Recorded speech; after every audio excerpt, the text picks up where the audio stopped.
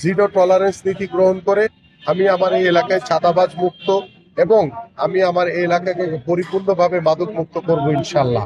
জামাতের প্রার্থী এবং তাদের নেতৃবৃন্দ তারা ঘরে ঘরে গিয়ে বিকাশের নাম্বার নিচ্ছে, তারা ভোট জাল করার একটি পরিকল্পনা করছে। এই এলাকার সাধারণ মানুষের যে ভালোবাসা আমি পেয়েছি, আল্লাহর কাছে শুকর আদায় করি। এবং আমি এই এলাকারই সন্তান, এই এলাকায় ছোটবেলা থেকে বড় হয়েছি, এই এলাকার প্রত্যেকটি অলিতে গলিতে সবসময় চলাচল করেছি। প্রত্যেকটি মানুষের সাথে আমার যোগাযোগ, একটি ভালোবাসা, একটি আন্তরিকতা তৈরি হয়েছে। সেই ভালোবাসারই বহিঃপ্রকাশ আজকে আমাকে আমার এই টবলক বস্তি, আমাদের এই চলন্তিকা বস্তির প্রত্যেকটি সাধারণ মানুষ ফুল দিয়ে আমাদের সকল নেতাকর্মীকে তারা বরণ করে নিয়েছে এবং তারা শতভাগ আশাবাদী ইনশাআল্লাহ আগামী 12 তারিখ ত্রয়োদশ জাতীয় সংসদ নির্বাচনে তারা ভোট দিয়ে ধানের শীষকে জয়যুক্ত করবে এবং জয়যুক্ত করে তাদের যে বহুদিনের যে প্রত্যাশা, যে তাদের স্থায়ী পুনর্বাসন। এবং আমি দীর্ঘদিন ধরে এই এলাকায় সকলের সাথে কথা বলে আলোচনা করে যে পরিকল্পনাগুলো করেছি তার ভিতরে সবার আগে 1 নম্বরে রয়েছে আমার নিম্ন এবং মধ্যম আয়ের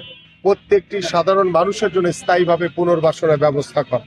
পাশাপাশি আমার এই এলাকার যারা অসহায় মানুষ রয়েছে তারা প্রত্যেকটি ঘরে ঘরে তাদের এখনো শিক্ষার আলো পৌঁছাতে পারেনি, আমি তাদের সকল সন্তানদের জন্য আল্লাহ যদি আমাকে কবুল করে বিনামূল্যে স্বাস্থ্য সেবা, বিনামূল্যে শিক্ষা ব্যবস্থা পৌঁছাতে চাই।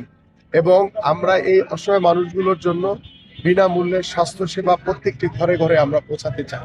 ঠিক এইভাবে এলাকাগুলোতে কিছু মাদকের সমস্যা রয়েছে, কিছু চাঁদাবাজির সমস্যা রয়েছে, সেই সমস্যাগুলো জিরো টলারেন্স নীতি গ্রহণ করে আমি আমার এই এলাকায় চাঁদাবাজ মুক্ত এবং আমি আমার এই এলাকাকে পরিপূর্ণভাবে মাদক মুক্ত করবো ইনশাল্লাহ। ওয়ালটন বিএলডিসি ফ্যান, খরচ বাঁচে 65% পর্যন্ত। ওয়ালটন বিএলডিসি ফ্যান ছড়ায় স্বস্তির সবুজ হাওয়া।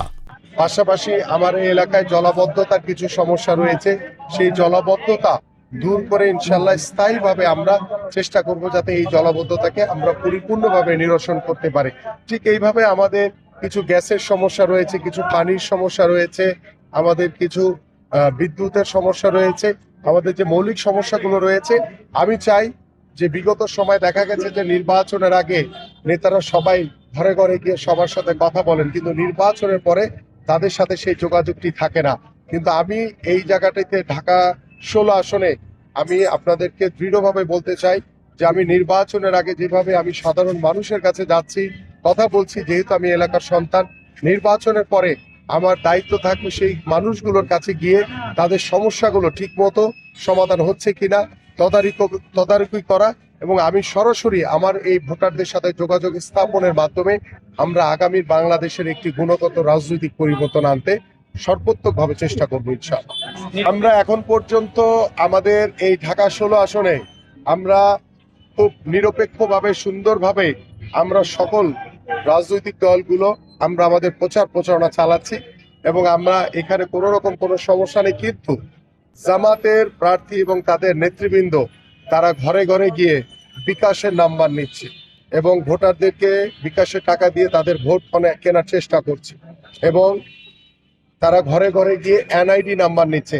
একটি ভোট দেওয়ার জন্য এনআইডি নাম্বারের কোনো প্রয়োজন নাই, তারা এনআইডি নাম্বার নিয়ে আমার কাছে যে তথ্য রয়েছে তারা ভোট জাল করার একটি পরিকল্পনা করছে। ইতিমধ্যে আমরা মৌখিকভাবে আমরা নির্বাচন কমিশন এবং রিটার্নিং কর্মকর্তাকে বিষয়গুলো অবগত করা হয়েছে। আমরা আমাদের দলীয়ভাবে আনুষ্ঠানিকভাবে 2-1 দিনের ভিতরেই এই অভিযোগগুলো নির্বাচন কমিশনে দাখিল করা হবে ইনশাআল্লাহ।